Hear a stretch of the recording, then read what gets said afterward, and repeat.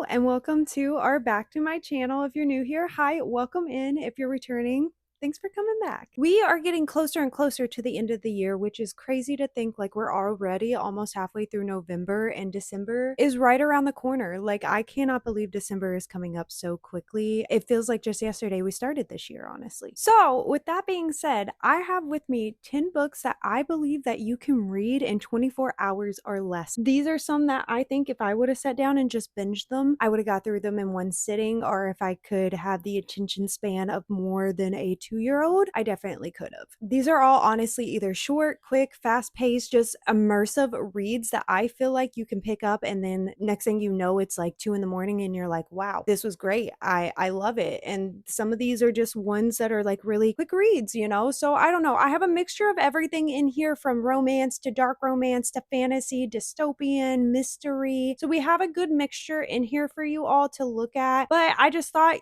some people are looking for quick reads to finish their end of the year goal because we are getting to the end of the year. That Goodreads reading goal is creeping up. We are getting to it. And I know some people are stressing out about it because you're like, whoa, I am behind schedule, which I get that completely. I was behind schedule last year. I am lucky to have already hit my Goodreads goal of 50 books this year.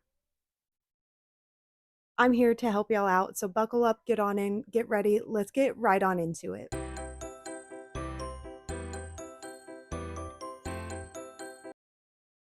We are just going to go ahead and start with a classic that I feel like everyone should read. And if you haven't yet, I need you to pick it up immediately. And that is The Hunger Games by Suzanne Collins. Listen, I know I talk about this book so much, but that's because it truly is better than the movie. If you have seen the movie, you need to pick this up. I'm telling you, there are more details, more information that you do not get from the movie that is in this book, the entire series, honestly, in general. Having seen the movie and now reading the books after seeing the movies, there's just so much I catch on to. I've done a reread of this series as well. I fall in love with it more and more every single time. And I'm telling you, you need to read it. If you have not read this or if you have not watched the movies, have not heard of the Hunger Games, we are in the world of Panem. Every year they elect a female and a male to go and participate in the Hunger Games, which is this deadly games and trials basically. They all get thrown into an arena and they have to fight to the death until there is only one winner left. They draw random names out of the bowl, and our main FMC Katniss, her sister's name gets called on reaping day out of the bowl, and she volunteers to take her place. Keeping up with that dystopian vibe, I am next going to recommend Shatter Me. This is a new one for me. I actually read this I think last month, I believe, or maybe the month before that, but this is just so quick and fast paced. I mean, I kid you not, the plot twist I thought was going to happen at the end of the book happened in the middle of the book. I was like, okay, where are we going to go from here? The chapters are so short where you feel like you're flying through this. And I'm telling you, you can binge this in one sitting along with probably a novella or two with this series. This is a longer series, but in this we follow Juliet, who has grown up with a lethal touch. Basically, she can like drain the life out of someone by touching them. And so when we start this book, she is in confinement, locked away for, I want to say like 200 and something days. I don't remember off of the top of my head, but she has been locked up and kept as a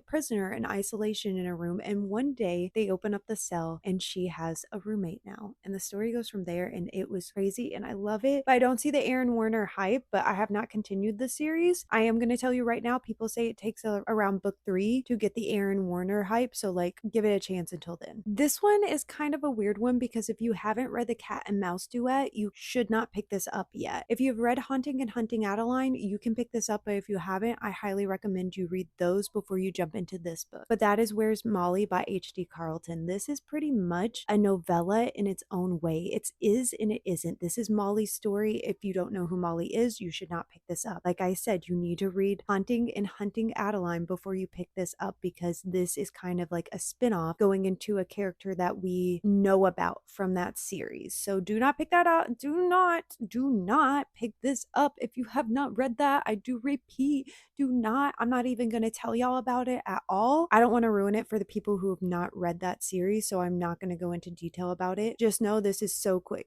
fast paced. It's a short little book, but you get a lot of information from it. Then I have The Never King by Nikki St. Crow.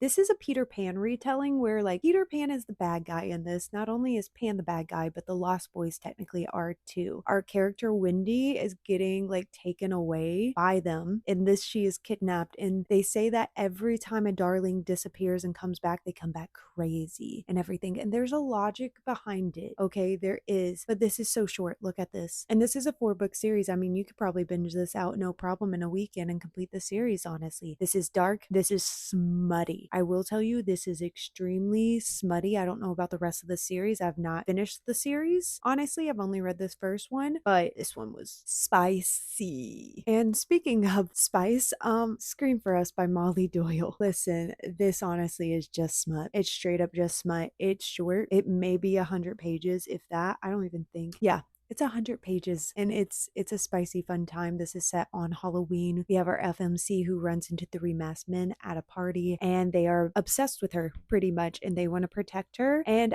this is pretty much a novella leading into a full-length novel. I do plan on picking up the novel to kind of continue the story because I'm a little confused on like some things, but if you just want a short, fun, spicy time, this book for you. Now for my romance girlies, because I am a romance girly at heart, and that's my favorite genre. I do have The 7-Year Slip by Ashley Poston. This is so cute. It is a longer book, but I feel like it's so bingeable. I know some people say this is kind of slow pacing. I didn't think so, honestly. I was engaged from start to beginning. This is so unique. It's magical realism done so cool with like kind of like a time travel aspect to it. We have right person, wrong time as well. So in this, we follow Clementine, who has recently lost her grandmother, and she does inherit her grandmother's apartment, and her grandmother always said that there was something special about the apartment. And when she moves in, she doesn't really notice anything like unusual. She's waiting for that magic to happen, and then she goes in one day and she runs into this man who's her roommate apparently. But the catch is they are from 2 different times. He is from 7 years in the past while she is 7 years in the future, and they cross paths, and the story is so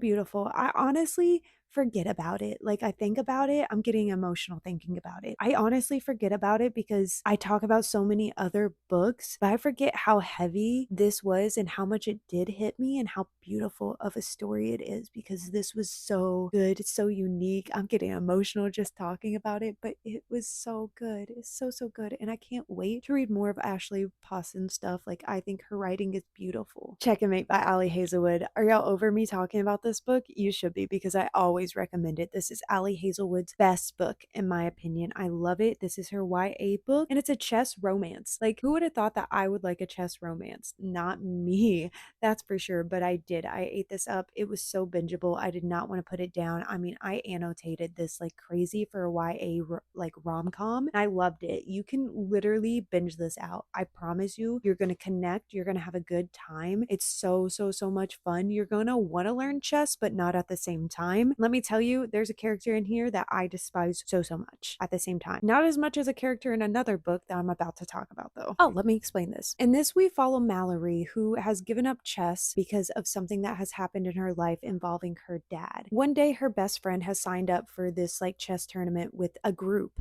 of people, and someone has not shown up and flaked on her, and she begs Mallory to help her out. And Mallory ends up playing against Nolan, who is the best chess player in the world in this book, and she actually ends up beating him, and he's just like, who are you? And it goes from there because he's obsessed with her at that point. He wants to play her because it's genuinely the most fun he's had in chess in a long time, and Mallory's just like, nah homie, I'm not gonna play you again. Like, and so it's a beautiful love story in a unique way, honestly. Speaking of my most hated character ever, Five Survive by Holly Jackson. Listen, I know Holly Jackson is known for A Good Girl's Guide to Murder. Five Survive is better. I said it, you can hate me all you want, but I do think this is better. On this, we follow 6 friends who are going on spring break together. They're in an RV, and what happens? The RV breaks down, but it's not a coincidence at all, because there's a sniper outside of the RV, and someone has a secret worth killing for, and no one's allowed to leave until that secret is revealed. And let me tell you, the betrayal comes out in here like crazy. Oh my goodness, we have backstabbing, we have secrets. It gets so intense. I imagine if me and my friends were all stuck in an RV together, the stuff that happened in this book would not happen. I feel like we would be like like, okay, bet. Anyone got any games we can play? At the same time, this is like intense. This is intense. My most hated character ever is in this book, and I need people to experience this book because it's like no other. It does seem thicker, but I promise you, you were flying by this book. I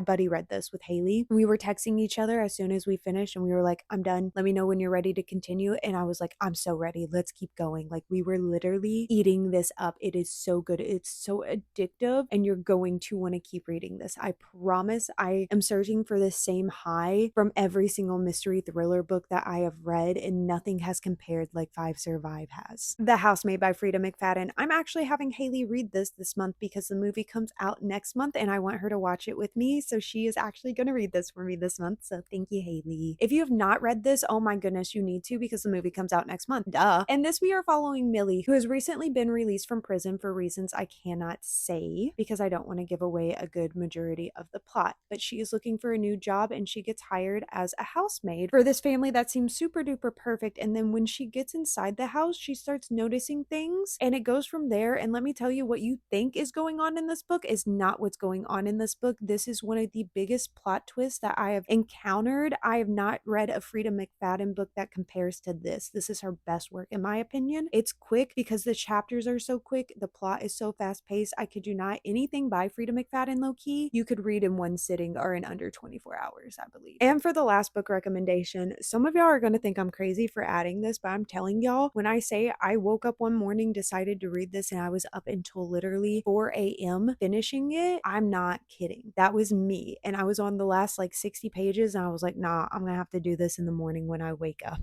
And so that is Lightlark by Alex Astor. I did not expect to love this. This is a thicker book, okay, but I was so addicted to this. I never wanted it to end. I don't know what was up with me, but I was a gremlin in my reading chair and I just did not move. I did not move at all. I just was so addicted to this. And this we follow Isla. I think that's her name. I could be saying it wrong. I'm sorry if I am, but we follow her. And basically we live in this world called Lightlark, and every 100 years they have to come together, the rulers, in order to try to break the curse. Now we have different realms and everything. We have different rulers. We have 6 of them, and each of their like domains all have a different kind of curse from this. And so they come together to try to break the curse, and so far none of them have been able to. And unfortunately for our FMC, she has not inherited any powers, so she is powerless in this, and she has to keep it a secret from everyone else because in the end of it, someone has to die. They have to select one person too, and so it gets pretty crazy in this. So I love this. This was so good. Alex Astor's writing is so great. I need to continue this series because I really